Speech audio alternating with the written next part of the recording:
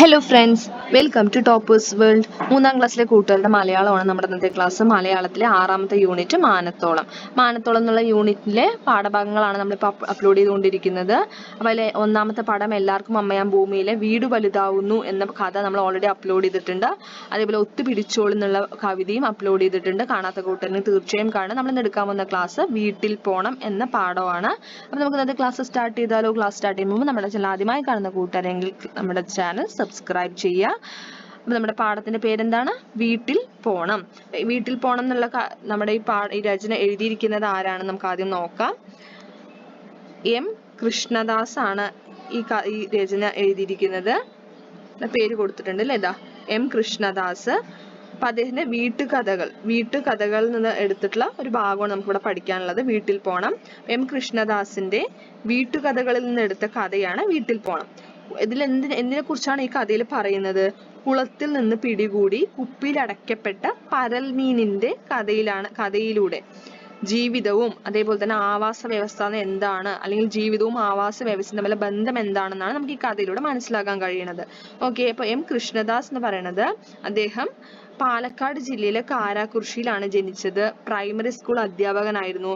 ഒരുപാട് രചനകൾ പ്രസിദ്ധീകരിച്ചിട്ടുണ്ട് അദ്ദേഹത്തിന്റെ. ഓരോരോ കഥകൾ, മുത്തൻ കഥകൾ, സ്കൂൾ കഥകൾ, വിരുന്ന്, സഞ്ജുവിന്റെ സഞ്ചാര കഥകൾ, മിന്നാമിനുങ്ങുകൾ, തേൻമിഠായികൾ, ഓർമ്മയെന്ന കീറക്കടലാസ്, വീട്ടുകഥകൾ, പറഞ്ഞാൽ വിശ്വസിക്കില്ല, ഇതൊക്കെയാണ് അദ്ദേഹത്തിന്റെ മറ്റു രചനകള്. അപ്പൊ അതിലെ വീട്ടുകഥകളിൽ നിന്ന് എടുത്തിട്ടുള്ള ഒരു ഭാഗമാണ് നമ്മുടെ വീട്ടിൽ പോണം എന്നുള്ളത്. നമുക്ക് പഠിക്കാനുള്ള വീട്ടിൽ പോണം എന്നുള്ള പാഠം. ഭൂമി എല്ലാ ജീവികളുടേതുമാണ്. എന്നാൽ ഭൂമിയിൽ ഓരോരുത്തർക്കും അവരവരുടേതായ വാസസ്ഥലവും ഉണ്ട്. അല്ലേ? അതെ അല്ലേ?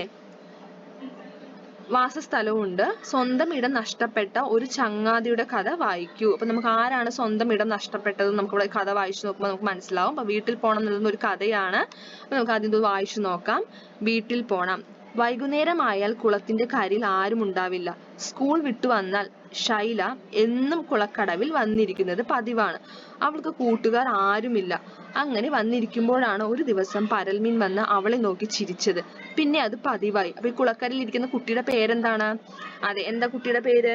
ശൈല അല്ലെ? അപ്പൊ ശൈലയ്ക്ക് കൂട്ടുകാർ ആരുമില്ല. ശൈല എന്താ ചെയ്യുക? ദിവസം സ്കൂൾ വിട്ട് വന്നു കഴിഞ്ഞാൽ ഒരു കുളക്കരയിൽ വന്നിരിക്കും. കുളക്കരയിൽ എപ്പോഴും ആ കുളത്തിൽ ഒരു പരൽമീൻ എന്നും എന്ത് ചെയ്യും? പരൽമീൻ എന്നും വന്ന് നോക്കും അല്ലെ? പരൽമീൻ ഇങ്ങനെ കുളത്തിൽ നിന്ന് പൊങ്ങി വന്നിട്ട് അവളെ നോക്കും. അപ്പൊ പരൽമീനെ കാണുമ്പോൾ അവള് ചിരിക്കും. അങ്ങനെ അതൊരു പതിവ് എന്നും ചെയ്യുന്ന ഒരു കാര്യമായി. ശൈല പരൽമീനിനോട് സ്കൂൾ വിശേഷങ്ങളും വീട്ടുവിശേഷങ്ങളും എല്ലാം പങ്കുവെക്കും. തിന്നാൻ കിട്ടിയതിൽ ഒരു പങ്ക് പരൽമീനിന് വേണ്ടി അവൾ പാത്തുവെച്ച് കൊണ്ടുവന്ന് കൊടുക്കും. എന്താണ് പാത്തുവെച്ച് എന്ന് പറഞ്ഞാൽ? ആരും കാണാതെ ഒളിപ്പിച്ച് വെച്ച് കൊണ്ടുവന്ന് കൊടുക്കുക അല്ലെ? അങ്ങനെ ശൈലയുടെ തീറ്റ സാധനങ്ങൾ തിന്നും നാട്ടുവിശേഷങ്ങൾ കേട്ടും അവർ വലിയ കൂട്ടായി എന്ന് വെച്ചാൽ എങ്ങനെയാ? ഫ്രണ്ട്സായി അല്ലെ? അവർ രണ്ടാളും നല്ല ഫ്രണ്ട്സായി. ഒരു ദിവസം പോലും അവർക്ക് പരസ്പരം കാണാതിരിക്കാൻ കഴിയാതെയായി. പരലിനെ വിട്ട് ശൈല എങ്ങും പോവില്ല. വിരുന്നിന് പോലും അല്ലെ? എവിടെയും വിരുന്നിന് പോലും ശൈല പരൽമീനെ വിട്ട് പോവില്ല. എന്നും കുളക്കരയിൽ വന്ന് പരൽമീനിനോട് സംസാരമായി. അതുപോലെ എന്ത് ചെയ്യും? അവൾക്ക് കിട്ടുന്ന ആഹാരങ്ങളൊക്കെ ഷെയർ ചെയ്യാൻ തുടങ്ങി. വൈകുന്നേരമായാൽ ശൈലയുടെ വിശേഷങ്ങൾ കേൾക്കാൻ പരൽ കാത്തു കിടക്കുന്നത് പതിവായി. അവളുടെ വർത്തമാനങ്ങൾ പരലിന് മനസ്സിലായിരുന്നത് പോലെ പരലിന്റെ ചുണ്ടനക്കങ്ങൾ ശൈലയ്ക്കും മനസ്സിലാവുമായിരുന്നു. തന്റെ വീട് കാണണമെന്ന പരലിന്റെ മോഹം അങ്ങനെയാണ് ശൈല തിരിച്ചറിഞ്ഞത്. അപ്പൊ എന്ത് ചെയ്തു? കണ്ടില്ലേ ചിത്രത്തില് പരൽമീനെയും ശൈലിനെയും? ഒരു ദിവസം പരലിന് നിർബന്ധത്തിന് വഴങ്ങി ശൈല അവളെ ഒരു കുപ്പിയിലാക്കി വീട്ടിലെ ജനൽപ്പടിയിൽ ഒളിപ്പിച്ചു വെച്ചു. എന്തിനാ ഒളിപ്പിച്ചു വെച്ചത്? അച്ഛനും അമ്മയും ചീത്ത പറയും പറഞ്ഞിട്ട് അല്ലെ? മീനിനെ അങ്ങനെ കൊണ്ടുവന്ന് വളർത്തുന്നത് അച്ഛനും അവർ ചീത്ത പറയും വിചാരിച്ചിട്ട് ശൈല എന്ത് ചെയ്ത? ഒളിപ്പിച്ചു വെക്കുകയാണ് ചെയ്യുന്നത് അല്ലെ? പരൽ അവിടെ ഇരുന്ന് ശൈലയുടെ വീട്ടുവിശേഷങ്ങൾ കണ്ടു. അവളുടെ അമ്മയെ കണ്ടു. അച്ഛന്റെ തമാശകൾ കേട്ടു. ടിവിയിലെ പാട്ടും കളിയും കണ്ടു. അവളുടെ കളിപ്പാട്ടങ്ങൾ കണ്ടു. ഉടുപ്പുകൾ, വളകൾ, പൊട്ടുകൾ എല്ലാം കുപ്പിയിൽ കിടന്നു കണ്ടു. അത്താഴം കഴിക്കുന്ന നേരത്ത് ആരും കാണാതെ 1-2 വറ്റുകൾ ശൈല വിരുന്നുകാരിക്ക് കുപ്പിയിൽ വിളമ്പി. എന്താ അത്താഴം എന്ന് വെച്ചാ? രാത്രിയിൽ ഭക്ഷണം കഴിക്കുന്നത് അല്ലെ? ഡിന്നർ. അത്താഴം കഴിക്കുന്ന സമയത്ത് എന്ത് ചെയ്യും? ആരും കാണാതെ 1-2 വറ്റുകൾ കൊണ്ടുവന്ന് അവൾ എന്ത് ചെയ്യും? പരൽമീനിന് കൊടുക്കും. പരൽ അത് സന്തോഷത്തോടെ കഴിച്ചു. വീട്ടിലെ കളി തമാശകളെല്ലാം കണ്ട് പരലിന്റെ മനം നിറഞ്ഞു. മനം വെച്ചാൽ എന്താ? മനസ്സ്. കിടക്കുന്നതിന് മുമ്പ് ശൈല വന്ന് ഗുഡ് നൈറ്റ് പറഞ്ഞു. അല്പനേരം കഴിഞ്ഞപ്പോൾ വീട്ടിലെ വിളക്കുകളെല്ലാം അണഞ്ഞു. എല്ലാവരും ഉറക്കത്തിലായിരുന്ന സമയത്താണ് ഒട്ടും പരിചയമില്ലാത്ത ഒരു ശബ്ദം കേട്ട് വീട് ഞെട്ടിയത്. വീട്ടിലെ വിളക്കുകളെല്ലാം തെളിഞ്ഞു. പതിവില്ലാതെ ശൈലയും ഉണർന്നു. അച്ഛനും അമ്മയും എത്ര തിരഞ്ഞിട്ടും ശബ്ദം എവിടെന്നാണെന്ന് കണ്ടെത്താൻ ആയില്ല. പക്ഷേ പരലിന്റെ അടുത്തു ചെന്ന ശൈലയോട് അവൾ കരഞ്ഞു പറഞ്ഞു, എനിക്ക് എന്റെ വീട്ടിൽ പോണം. അല്ല, ആരായിരുന്നു അപ്പൊ സൗണ്ട് ഉണ്ടാക്കിയത്, ആ ശബ്ദം ഉണ്ടാക്കിയത് ആരായിരുന്നു? പരൽമീനാണ് അല്ലെ? കാരണം എന്തുകൊണ്ടാണ്? പരൽമീനിന് ആ കുപ്പിയിൽ കിടക്കാൻ എന്തുണ്ടായിരുന്നില്ല, കുറച്ചു നേരമൊക്കെ കുഴപ്പമുണ്ടായിരുന്നില്ല. പിന്നെ എന്ത് ചെയ്യാൻ തുടങ്ങി? പരൽമീന് തിരിച്ച് കുളത്തിൽ പോകണം എന്നാണ് പറയുന്നത്. കാരണം പരൽമീന്റെ വീട് എവിടെയാണ്? ആ കുളമാണ്. തിരിച്ച് എനിക്ക് എന്റെ വീട്ടിൽ പോകണം എന്ന് പറഞ്ഞിട്ട് പരൽമീൻ കരയാണ് ചെയ്യുന്നത് അല്ലേ? കഥയിലെ ഇഷ്ടപ്പെട്ട ഭാഗം ചിത്രീകരിച്ച് നിറം കൊടുക്കൂ. ഇതാണ് നമ്മുടെ ഫസ്റ്റത്തെ ചോദ്യം. നിങ്ങൾക്ക് ഈ കഥയിലെ ഇഷ്ടപ്പെട്ട ഭാഗം എന്ത് ചെയ്യുക? ചിത്രം വരച്ചിട്ട് നിറം കൊടുക്കാനാണ് പറയണത്. അടുത്ത ചോദ്യം, എന്തുകൊണ്ടായിരിക്കാം പരൽമീൻ എനിക്ക് എന്റെ വീട്ടിൽ പോകണം എന്ന് പറഞ്ഞത്? എന്തുകൊണ്ടാണ്? കാരണം ഓരോരുത്തർക്കും ജീവിക്കാൻ എന്തുണ്ട്? ഒരു ആവാസ വ്യവസ്ഥയുണ്ട് അല്ലെ? അപ്പൊ ഒരു കുളത്തിൽ കിട്ടുന്ന സൗകര്യം, അല്ലെങ്കിൽ കുളത്തിൽ എങ്ങനെയാണോ പരൽമീൻ ജീവിച്ചത് അതായിരിക്കില്ല ഒരു കുപ്പിക്കകത്ത് ആ പരൽമീനിന് കിട്ടുന്നുണ്ടാവുക. അപ്പൊ തീർച്ചയായിട്ടും അതിന് എന്ത് ചെയ്യാൻ പറ്റില്ല? അവിടെ ജീവിക്കാൻ സാധിക്കില്ല. അപ്പൊ എന്താണ് ഇതിന് ഉത്തരം?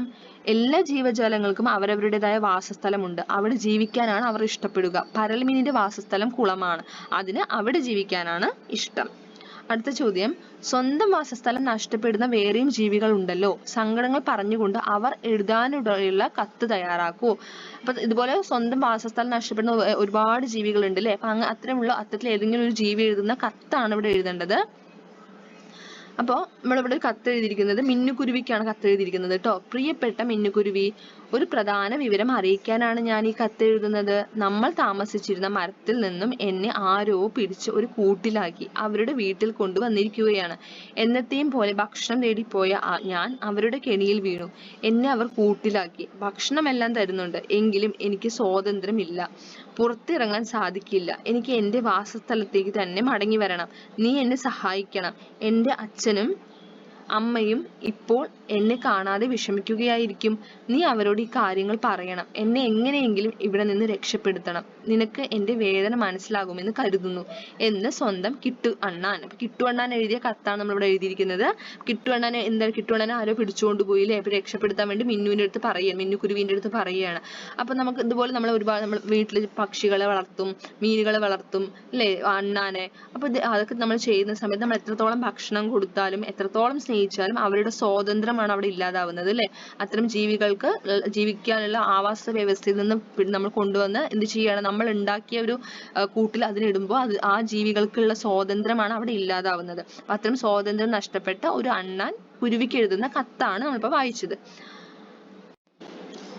അപ്പൊ ഇത്രയാണ് നമ്മുടെ ഇന്നത്തെ ക്ലാസ്. എല്ലാ കൂട്ടരും ക്ലാസ് ഇഷ്ടമായില്ലേ? ക്ലാസ് ഇഷ്ടമായാൽ തീർച്ചയായും ലൈക്ക് ചെയ്യണം. അതേപോലെ നിങ്ങളുടെ കൂട്ടുകാർക്ക് ഷെയർ ചെയ്യുക. നമ്മുടെ ചാനൽ ആദ്യമായി കാണുന്ന കൂട്ടുകാരാണെങ്കിൽ സബ്സ്ക്രൈബ് ചെയ്യുക. Thank you.